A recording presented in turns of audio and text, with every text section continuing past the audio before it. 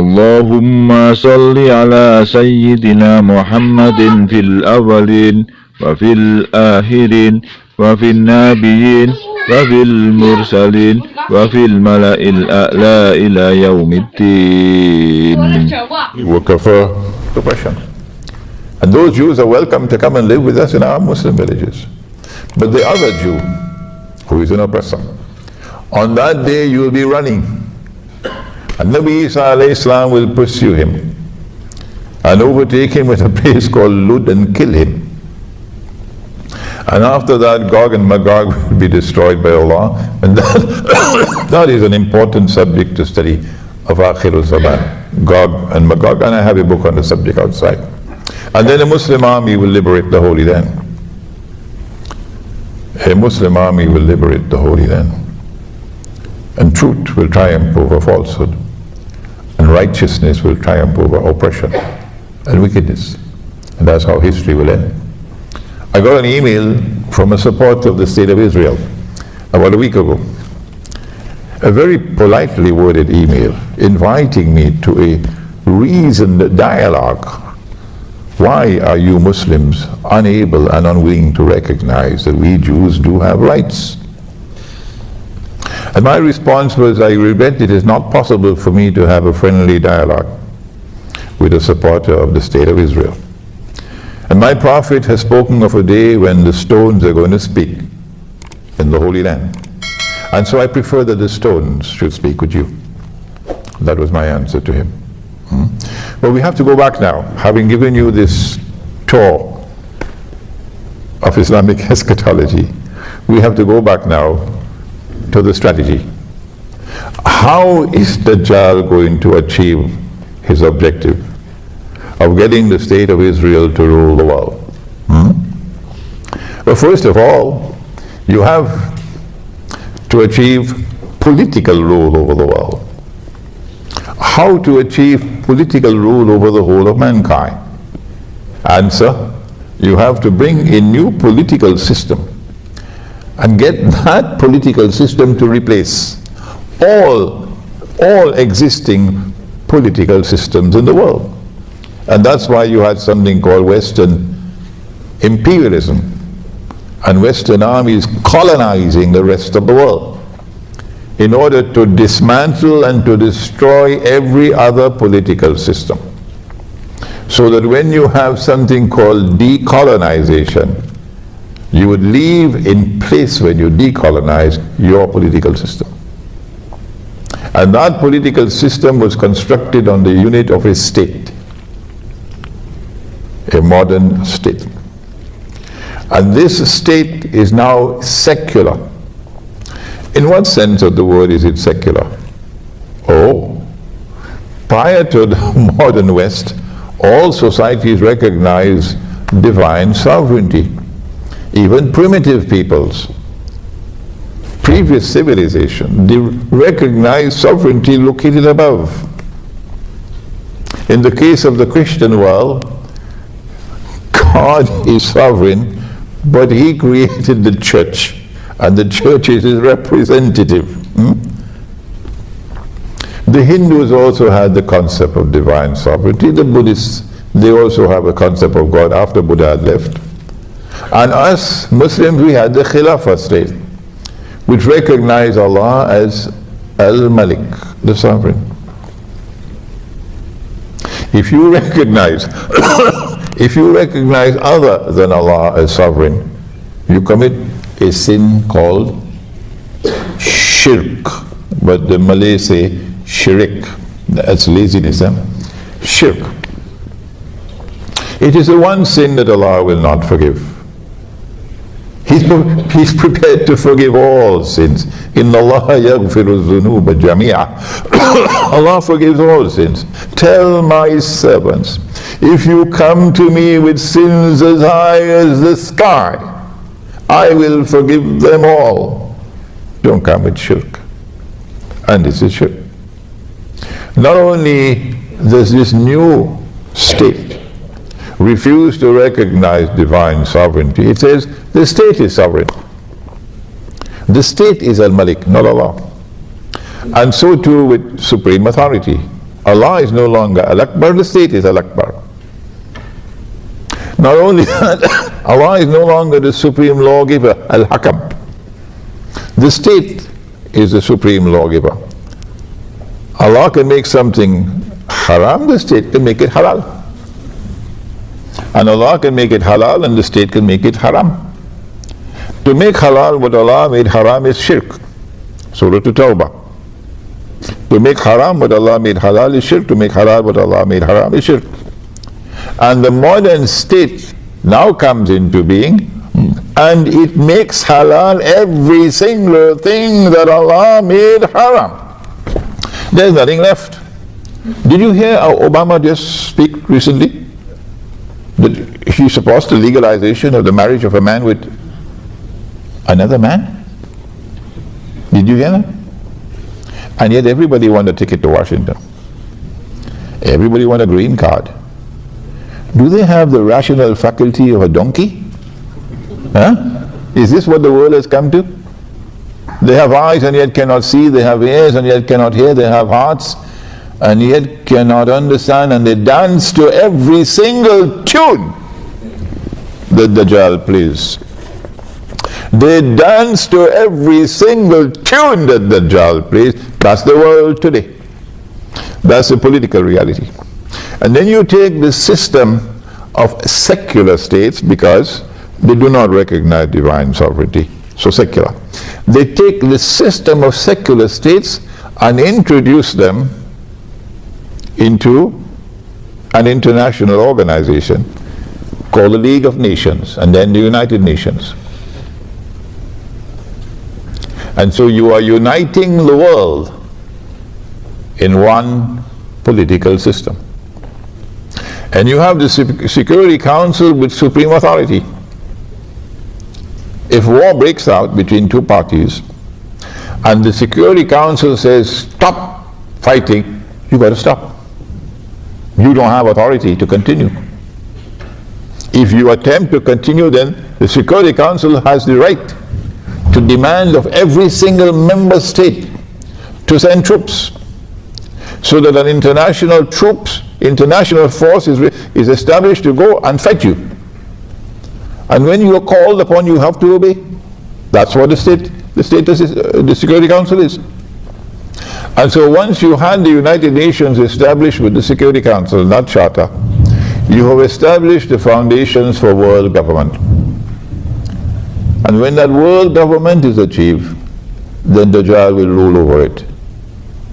And what we're witnessing now, particularly in Europe, but the Europeans don't understand, is the demolition of the modern state, the demolition of the modern state with its authority, so that a world government can emerge which will rule over all of mankind. That is the fundamental explanation of political events taking place in the world now. They did the same thing with the economy. Allah had prohibited riba, borrowing and lending money on interest. Sometimes a money lender lends you money on interest in order that your loss will be his gain. You see, normal people do business. And as every businessman knows, when you do business, you take chances. There's risk involved in business. A good businessman will try to minimize his risk. But every businessman knows that you cannot eliminate risk. So in business you can make a profit or you can suffer loss.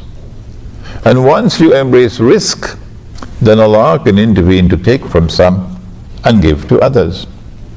And so Allah distributes and redistributes wealth. It's not the function of governments to distribute or to redistribute wealth, because that corrupts the market. But the moneylender does not want to suffer loss. No. So the moneylender lends his money on interest. And come rain or sunshine, you got to pay his interest. It doesn't matter whether you are suffering loss or not, you got to pay his interest. So foolproof, guaranteed return on his investment with no loss. And in the event that you do not repay, he makes sure that there's something called a mortgage security, so he can take his pound of flesh. You recognize the pound of flesh, don't you? No? Never heard about that Englishman who was a great sheikh?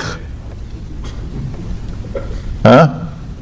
The Englishman who was a very great sheikh wrote the best book on riba you can ever find. It's called Merchant of Venice. What was his name? William Shakespeare. And in it he has riba as a pound of flesh. I mean, that's brilliance. That's literary brilliance on the part of Shakespeare, mashallah. He was really a sheikh, wasn't he? So sometimes he lends you money on interest in order that his wealth would increase constantly without ever loss, and his gain is your loss. But there are other times when he lends you money on interest not because he wants to become richer, but because he wants to enslave you. And if you have not understood it, do please read John Perkins. If I had written the book, they wouldn't believe me. But when John Perkins wrote the book, they could not ignore it.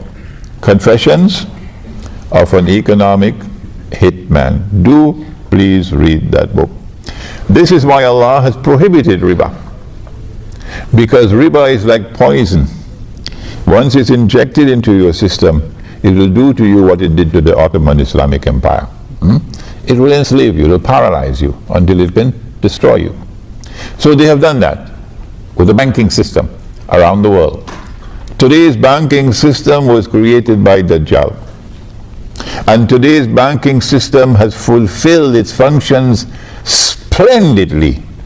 It has been an unqualified success in impoverishing and enslaving all those who are resisting Dajjal and delivering wealth, unsurpassed wealth, to all those who bow down and worship Dajjal.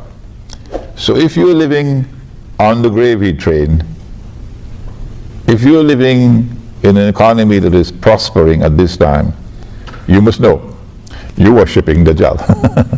And if you're in Indonesia or in Bangladesh or in Egypt or in Pakistan or in most of Africa, you'll know you're being punished because you're resisting Dajjal. They don't teach this in the classrooms of economics. But the Prophet said, alayhi salatu wasalam, that Dajjal will come to a people, and if they accept him and follow him, he'll cause the rain to fall. And the animals will come back home in the evening with their humps high and giving so much milk, and the people will prosper. And Dajjal will go to another people and they will resist him. And he will stop the rain from falling. And they will suffer drought and hardship. And the animals will come back home in the evening lean with no milk. And they will starve. This is the language with which the Prophet ﷺ explains today's economic reality through riba. But that was not all. I told you earlier, you cannot explain without Dajjal today's monetary reality. You cannot explain without Dajjal today's monetary reality. Allah speaks of money in the Quran. Oh yes. In the Quran you'll find dinar.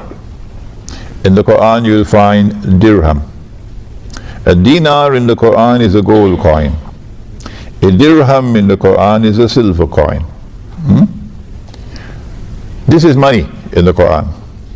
And in the Hadith you have not only dinar and dirham, but excuse me, when there is a shortage of gold and silver coins in the market, then in Medina they would use dates as money.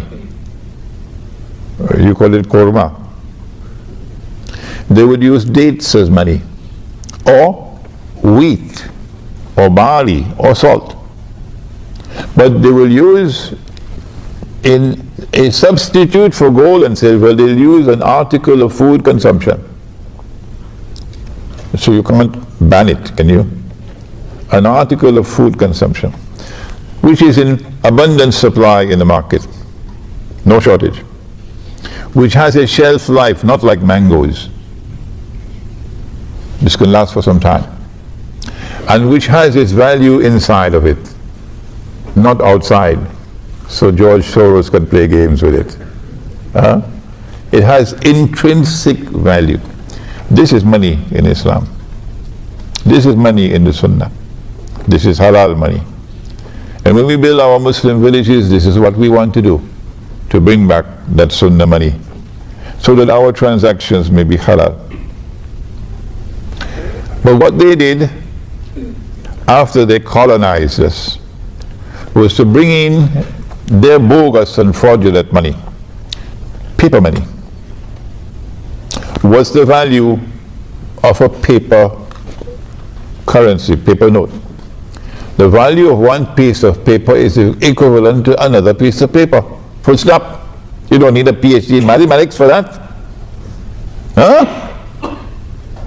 Then how can you tell me that this piece of paper has the value of roti canai?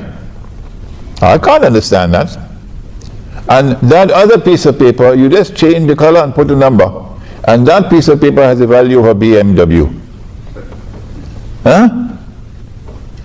Do I look like someone with the brains of a donkey? You just have to change the color and change the number on it, and you can change the value of the piece of paper. Are you a magician?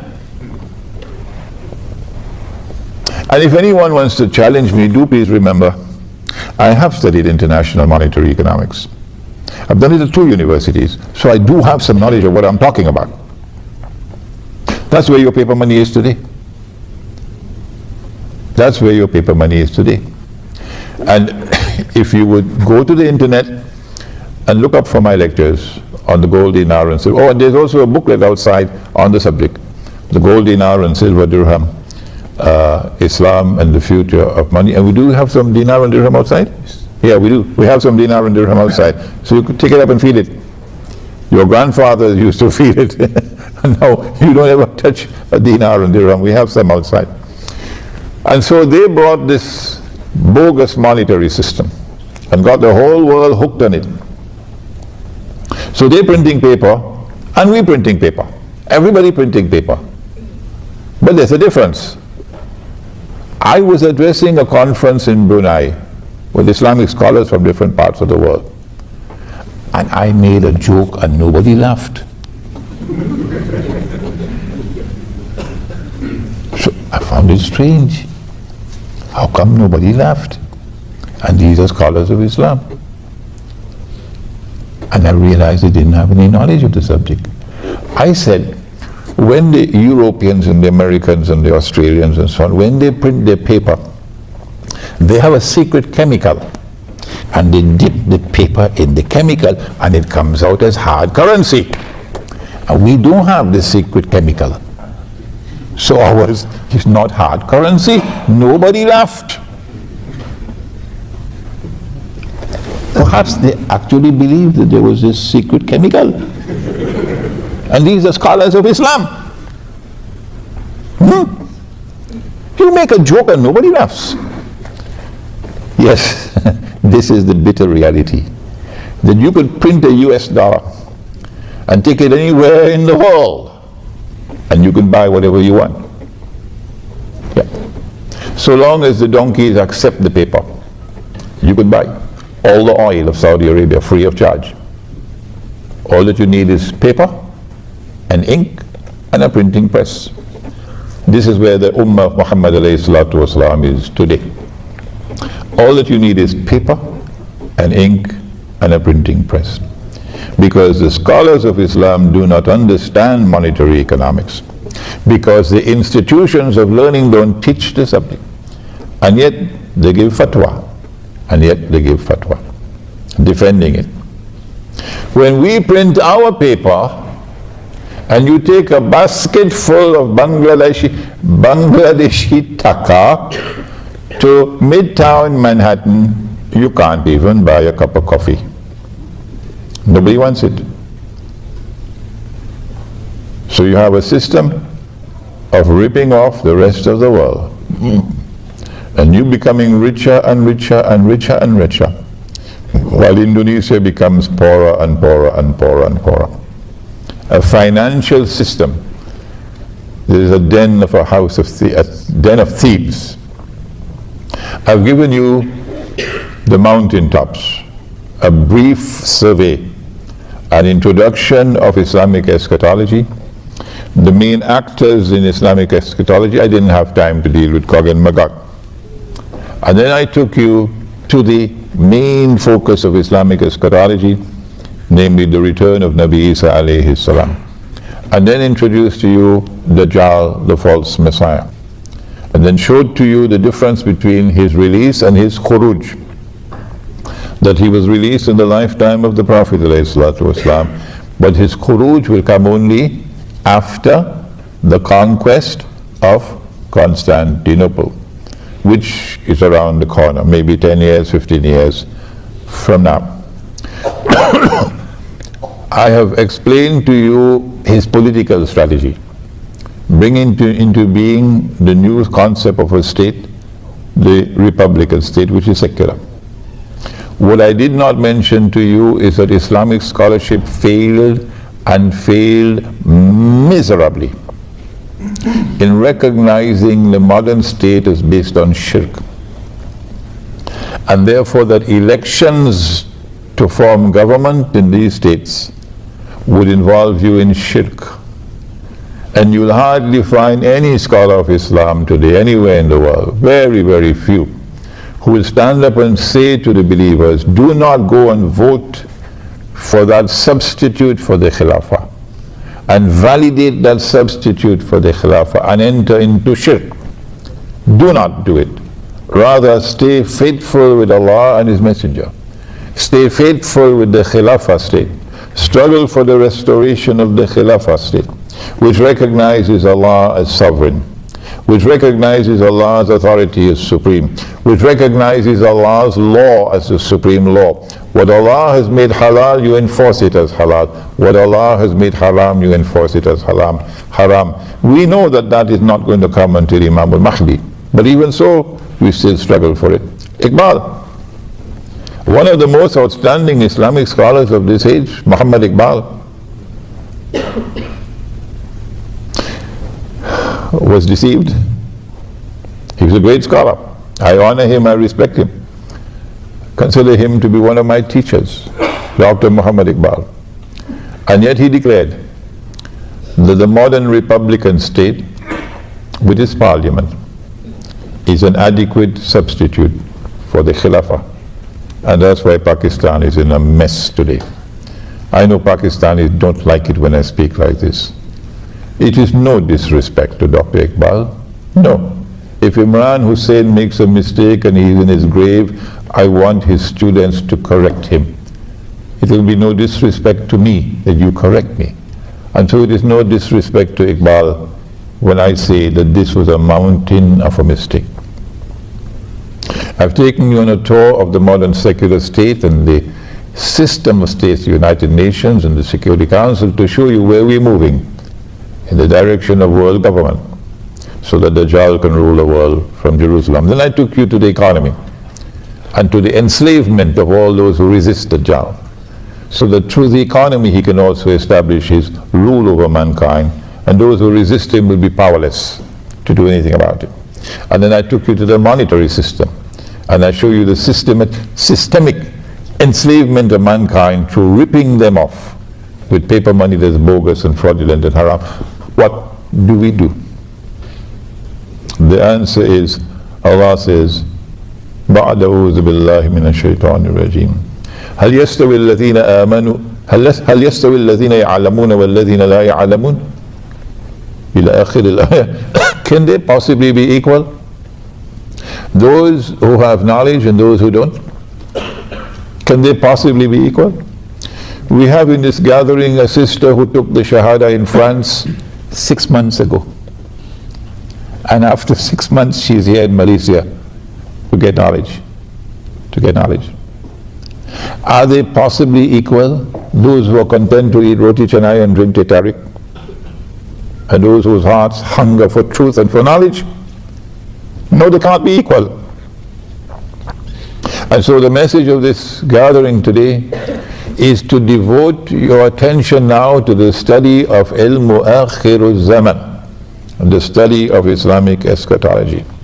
Because it is only Islamic eschatology that can explain the political and economic and monetary reality of the world today. And if you have the Quran and you have the Muhammad alayhi salatu wasalam, and you do not study Islamic eschatology, you will pay the price for it. We pray that Allah subhanahu wa ta'ala may put into your heart a restlessness which will never leave you, so that for the rest of your lives you'll be devoted to the pursuit of knowledge, to understand the world. And when you understand the world, to then respond to it appropriately. Ameen. ربنا تقبل منا إنك أنت السميع العليم وتب علينا يا مولانا إنك أنت التواب الرحيم. What is my understanding of what constitutes economic process, economic progress? And is economic progress something important for the future of the Ummah? Good. Allah speaks in the Quran, and history tells us as well, that an army constituted of refugees,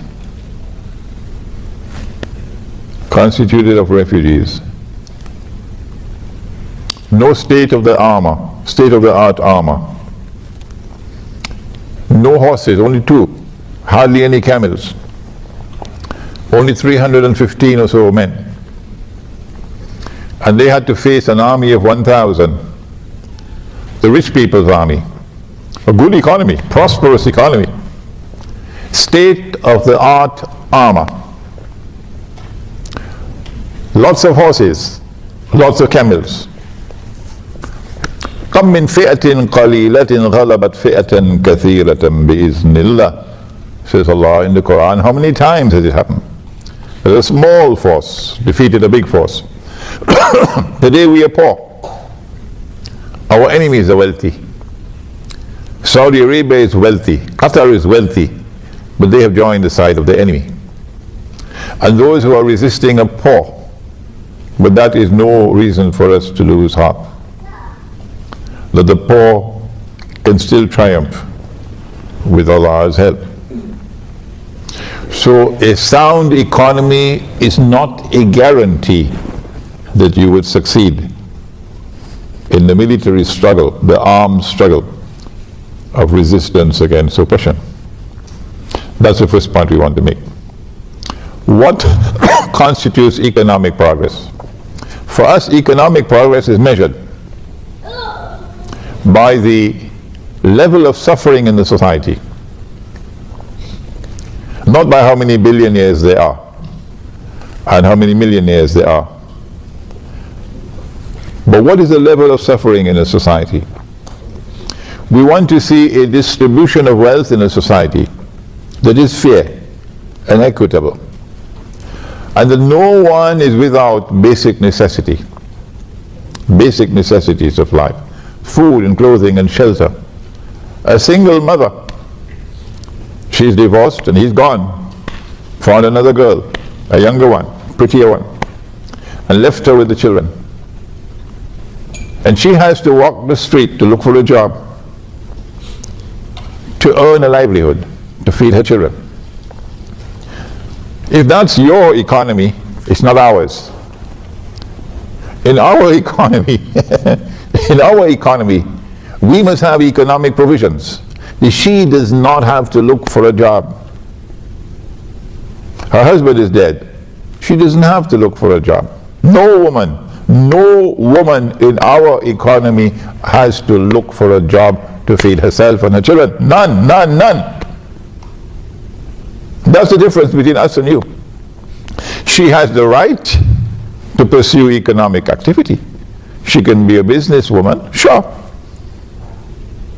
But the society, the economy has a duty to her to ensure that she and the children have basic necessities of life without having to seek employment. For us, that's economic progress. There are others in the society who are disabled, cannot work, who are ill, cannot work. We don't leave them on the streets and dismantle social security. We don't create insurance companies, so you have to buy an insurance policy. Our insurance policy is the Jama'ah.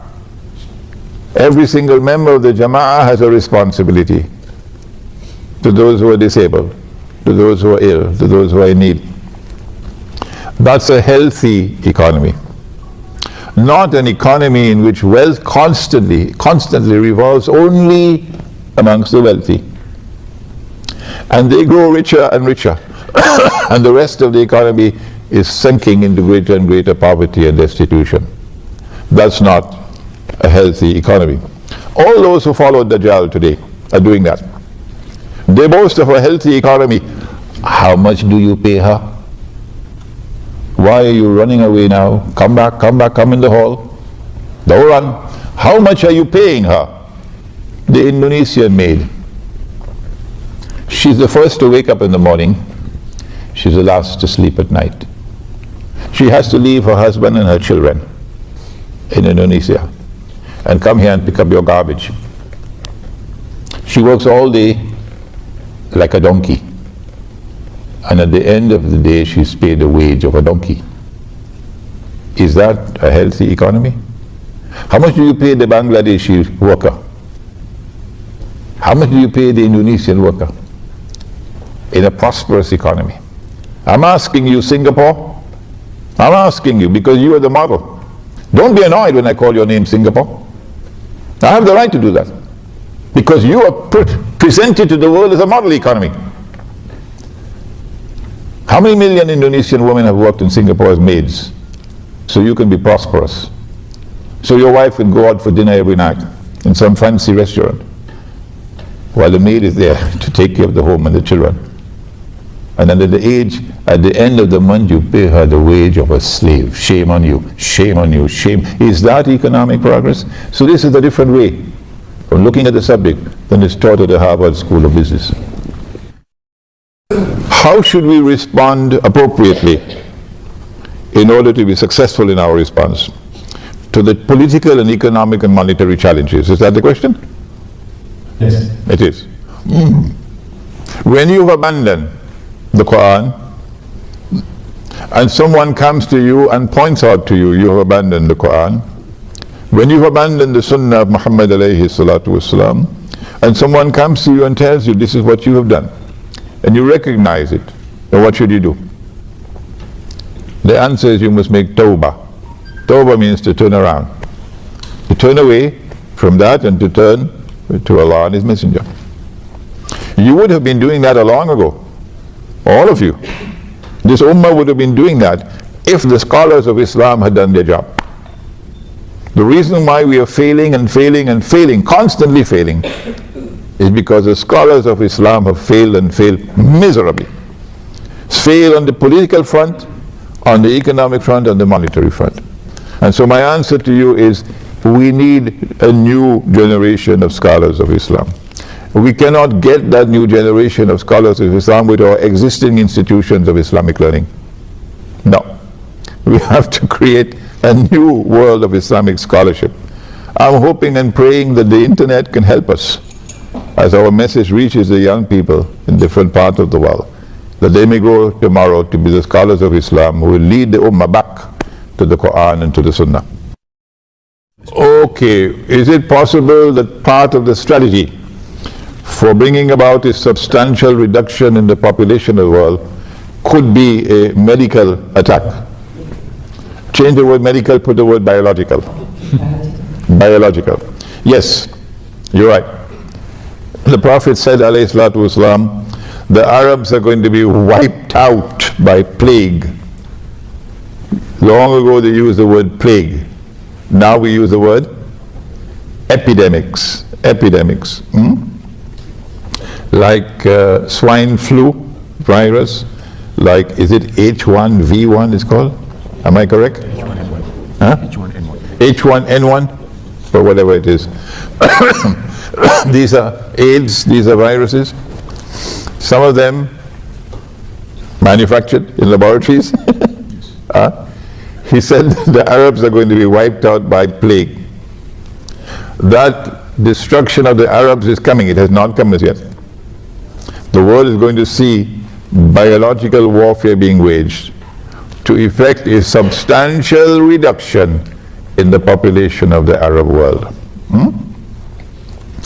He said that at that time, when plague attacks the Arabs, that neither plague nor Dajjal can enter Medina. I don't know, check the booklet at the back. Medina returns to center stage, you get the hadith there.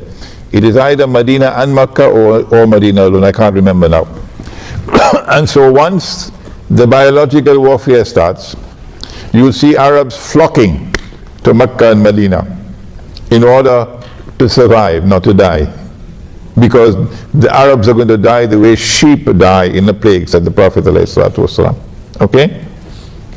Neither Dajjal nor plague can enter Mecca and Medina. And so if you're in Mecca and Medina, you'll survive. And if not, you're most likely going to die. At that time, Mecca and Medina are going to return to center stage in the world. Because Nabi Muhammad ﷺ said that this is going to happen, and look, it is happening now.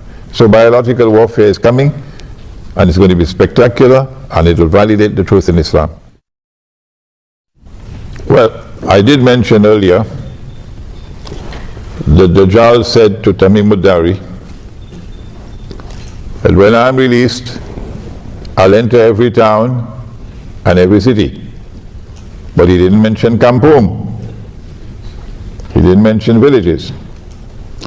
And so there is greater security, there are greater chances for survival. For example, from biological warfare that's coming.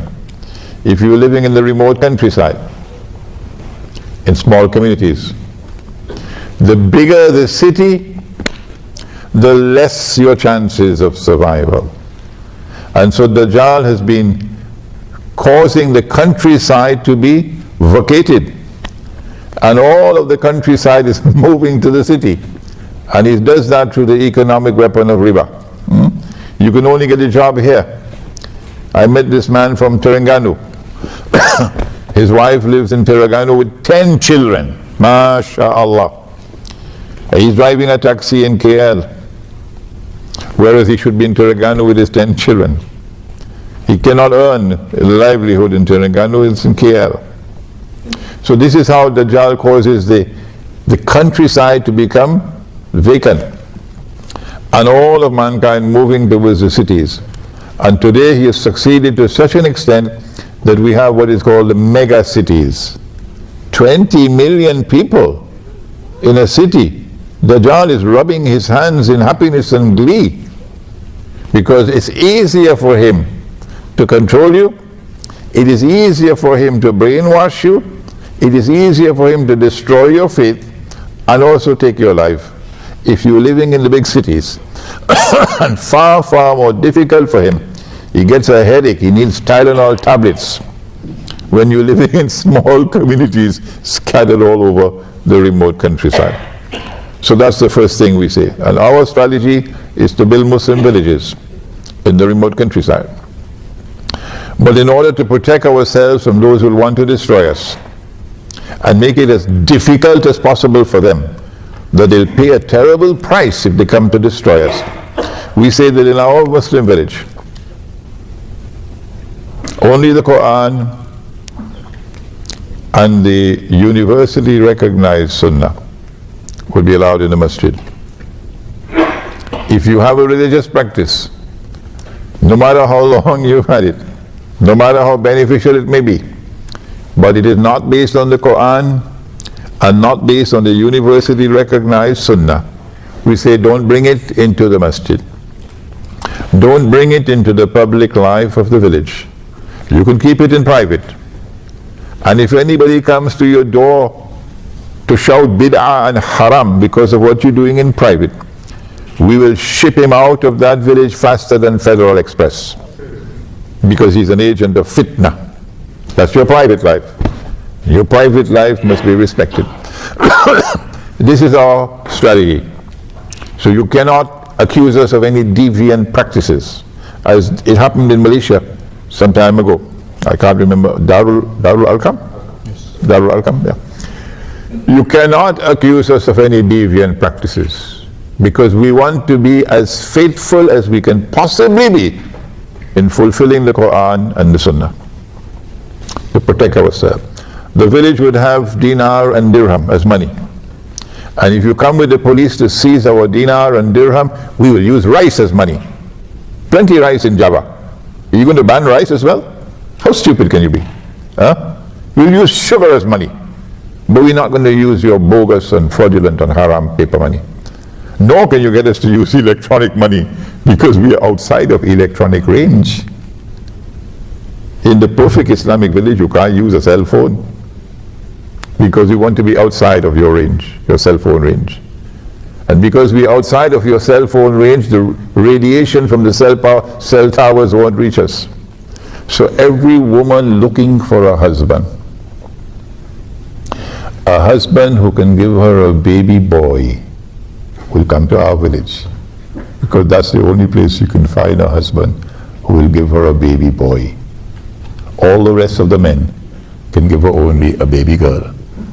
Why? Because the radiation has damaged the chromosomes, and so the male chromosomes are now too weak.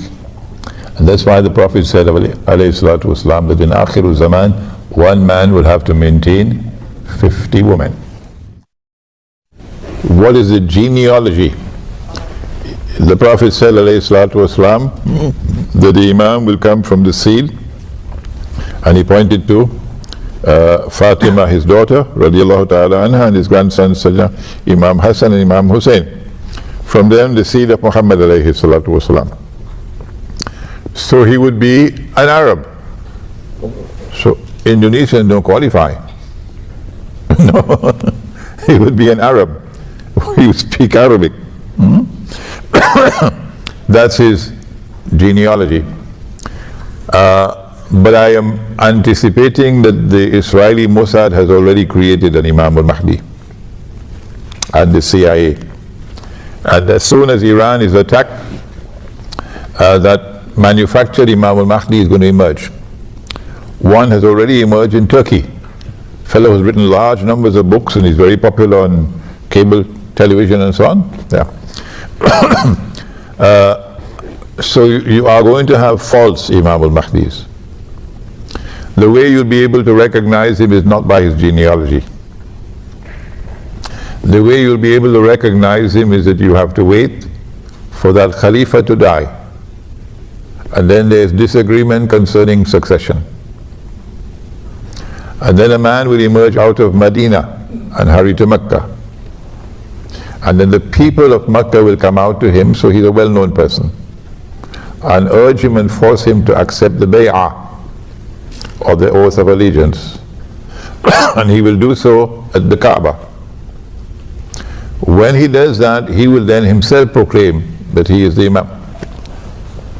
So when he proclaims himself the Imam at the Kaaba, you will now be able to examine his credentials. So if he proclaims himself to be the Imam in San Francisco, don't bother.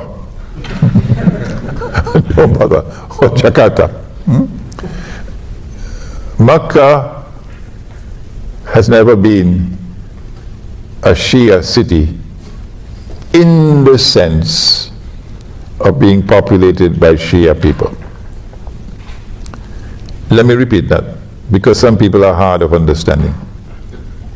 Makkah has never ever been a Shia city in the sense of having a population that is overwhelmingly Shia. Never. I do not anticipate a transformation of Makkah from a Sunni city to a Shia city, from a non-Shia city to a Shia city. And therefore I conclude that it is impossible for the people of Makkah to come out and give the bay'ah to an Imam al-Mahdi who proclaims himself to be Shia. This is not any offensive statement to the Shia. This is analysis. It's not meant to hurt your feelings. No, let us be reasonable and let us discuss it on the basis of knowledge. And therefore we conclude Imam al-Mahdi cannot be Shia. It's not by genealogy that we recognize him, but by these sequence of events. As soon as he proclaims himself to be the Imam, the Abdal from Sham and from Iraq would come to give the bay'ah to him. The hadith uses the word Abdal. The Sufis have hijacked the word Abdal and given it a new strange connotation of a certain number of mysterious people who rule the world from behind the scenes. We say no. Abdal from Badal means one replacing the other. And this refers to the Mujahideen, those who are fighting on the battlefield. That our army is different from yours, Uncle Sam. In order for you to get people in your army, you've got to offer them green cards. You've got to offer them US citizenship. You've got to offer them houses and cars and university courses and all kind of things. But in our army, anytime one dies, another one replaces him. And it'll never stop. We have an inexhaustible supply. Every time one dies, he's replaced by another, replaced by another. This is Abdal. So they will come to Medina and give the bay'ah to him. When you see that happening, it validates his claim. And then an army is going to come to attack him from Sham. And after that army crosses Medina on its way going down south to Mecca, the earth is going to open and swallow that army. That is the defining moment validating his claim to be the Imam, not some eclipse in the sky. The chronology of events that are going to occur before the Imam al-Mahdi emerges. It is better and safer for me to remain in territory that is well known than to venture into the unknown. I would suggest that you stay with this hadith, pivotally important, that when Jerusalem is booming with construction and Medina to Nabi is, buildings are being destroyed and it is in a state of forlorn desolation, at that time look for the Great War, the Malhama. When the Malhama takes place, then look for the next event, the conquest of Constantinople. When the conquest of Constantinople takes place, then look for the next event, the release of Dajjal. This is a pivotally important hadith giving us a sequence of events in Akhiru Zaman. There's much more to be given, but I think we better stay with this. The question is, do we have a blueprint through which as an ummah we could respond successfully and appropriately at the collective level to the political, economic, monetary challenges of the age? We do have a blueprint. I said the Quran and the Sunnah, but we don't have people to implement it. Who are those who can implement it? The scholars. Blind can't lead the blind, can they? Are they equal, those who possess knowledge and those who don't? Scholarship in this context begins with the Quran, not with a degree from MIT. MIT is the last place to go to study the Quran. Huh?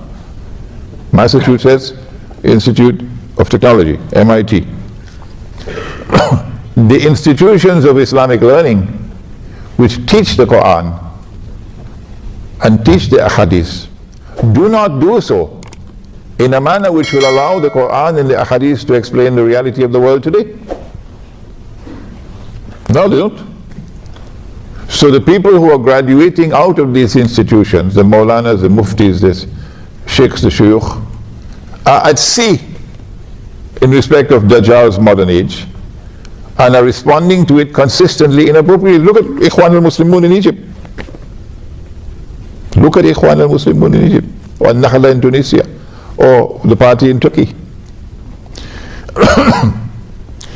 And so my answer is, we are incapable at this time, impossible, of responding successfully as a collective ummah. It's a hopeless cause. It will not succeed. You cannot overturn the existing political system. You cannot overturn the existing economy. You cannot overturn the existing monetary system. You cannot do it as an ummah because the ulama have failed. If you think I'm wrong, go ahead and do it. Hizb ut-Tahrir, go ahead and do it. I'm not stopping you. Well, then if we cannot succeed with a macro response, what else is there left but a micro response? I've been saying this for 15 years now. What is a micro response? The micro response is to go somewhere on Allah's earth, no matter how distant it may be, no matter how remote it may be, and go and establish the deen. Establish Islam, a small community in the remote countryside. And let people come and see this is Islam. The ruling party in Malaysia, the ruling party here, they can't do it. But you and I can do it. And guess what? Surah Al-Kahf of the Quran tells us, this is the surah of ilmu akhiru Zaman. Surah Al-Kahf. I have the plan to write a quartet of books on Surah Al-Kahf. Quartet 4. Alhamdulillah, I've written 3 already. The first book is the tafsir, Surah Al-Kahf, the text, translation and commentary.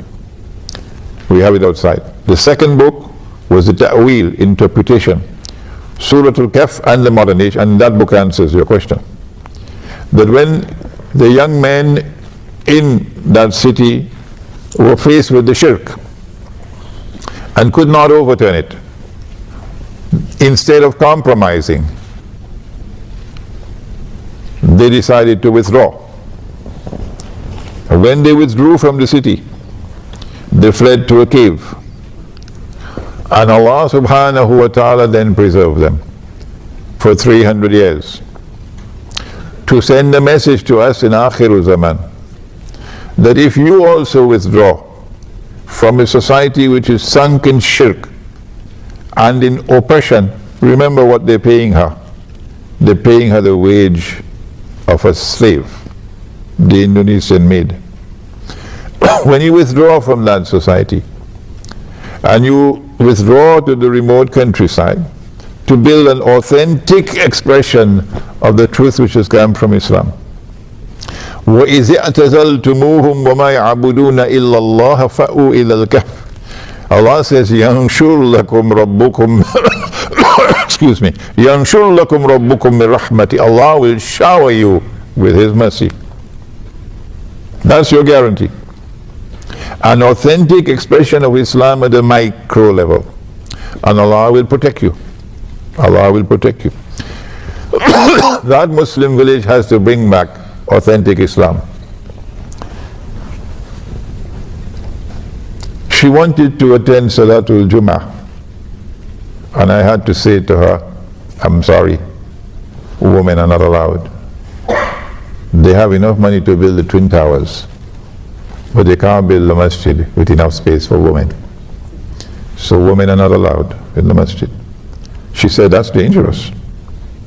You're going to pay a price for that tomorrow, when you deny women the right to come to the masjid for prayer, because Allah's Messenger gave him that right. So in our village we have a masjid where women can come to the masjid for Salatul Jummah as well. And when she comes into the masjid, Allah's Messenger has said to her, when you go down in sajda, you must remain in sajda longer than the men. Did you know that? When last did any alim tell you that?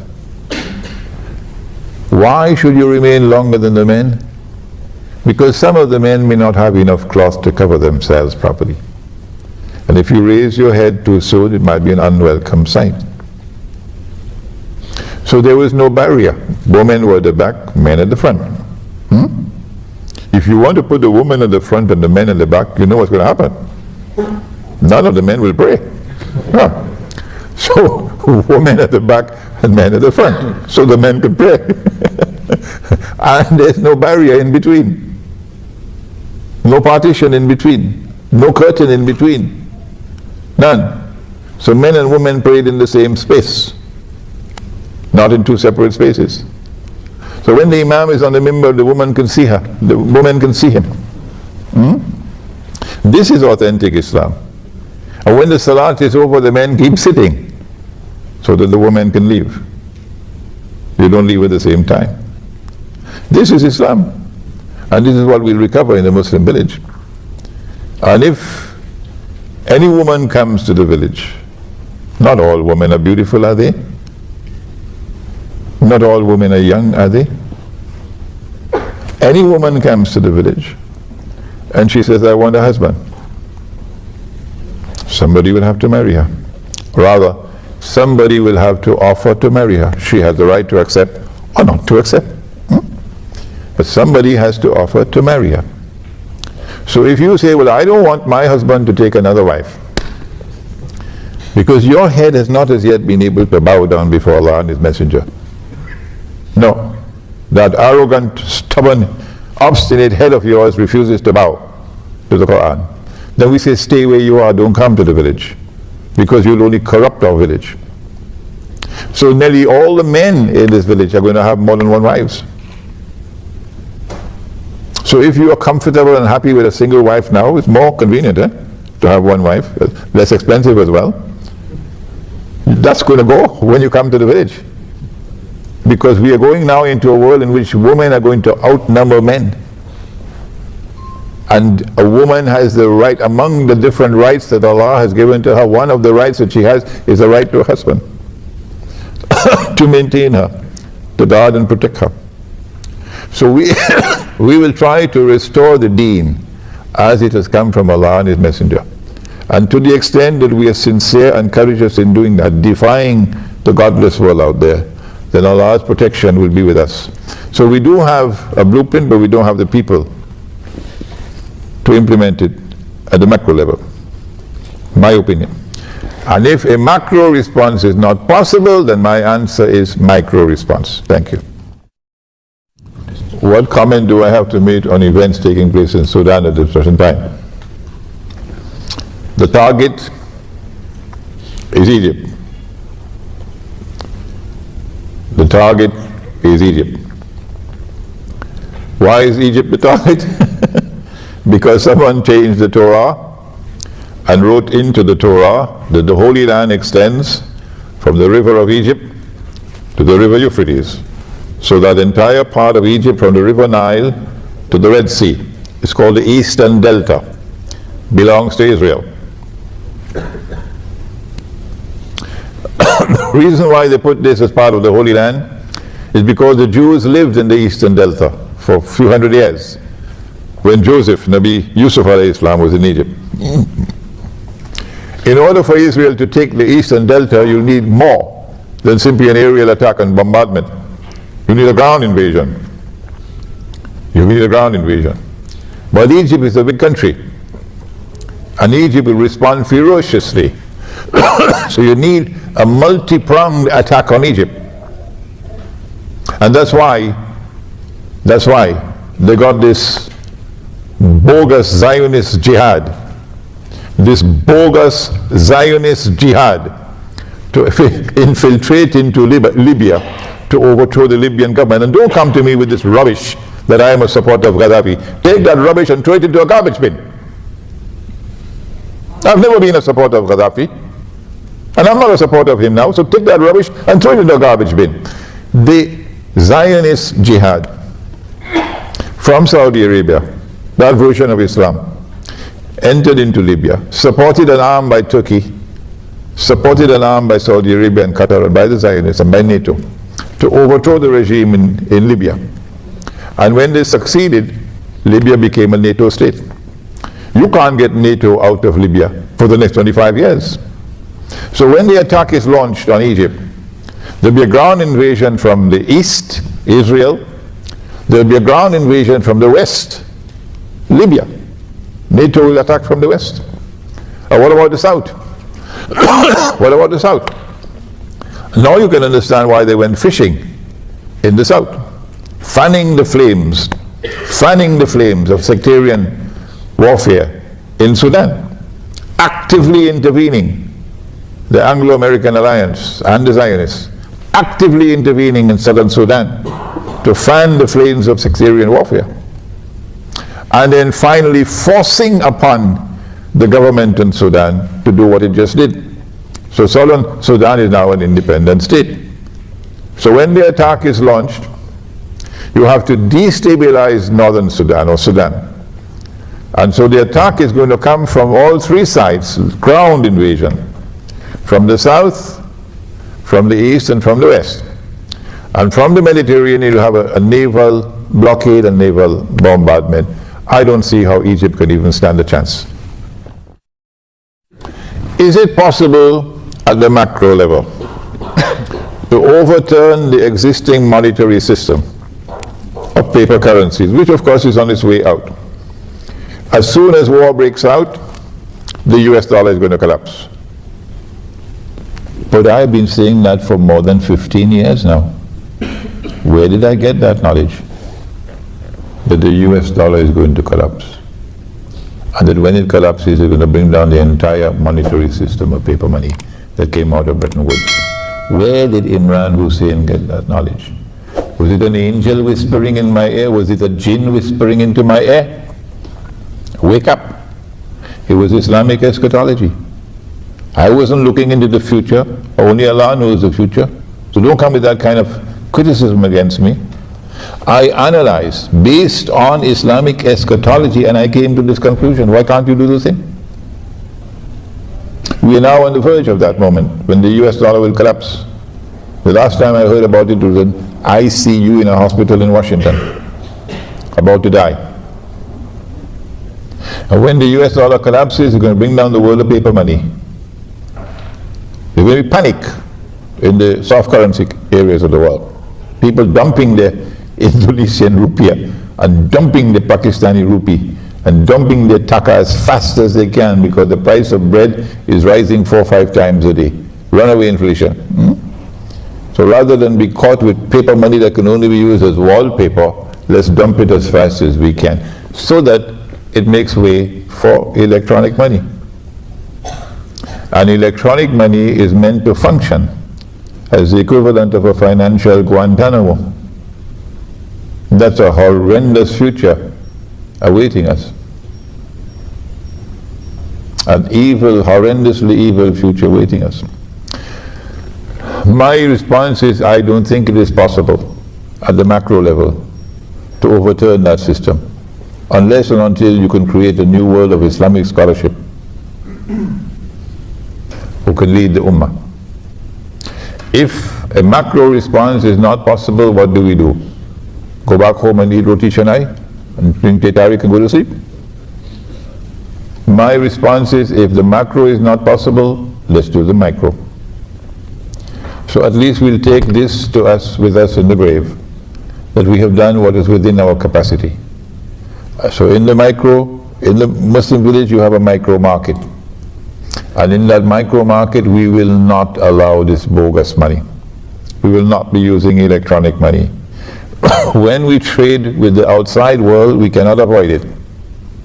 But within the Muslim village itself, we try as much as we can to be faithful to Allah and His Messenger. That's the only response I have. But in Surah Al-Taghabun, Allah says, Ittaqullaha mastata'atum. Fear Allah to the extent that you have capacity to do so. So Allah does not call upon us to do that which lies beyond our capacity. So within this context in which the world of Islamic scholarship has failed and failed miserably and embarrassingly, this is the only alternative that we have.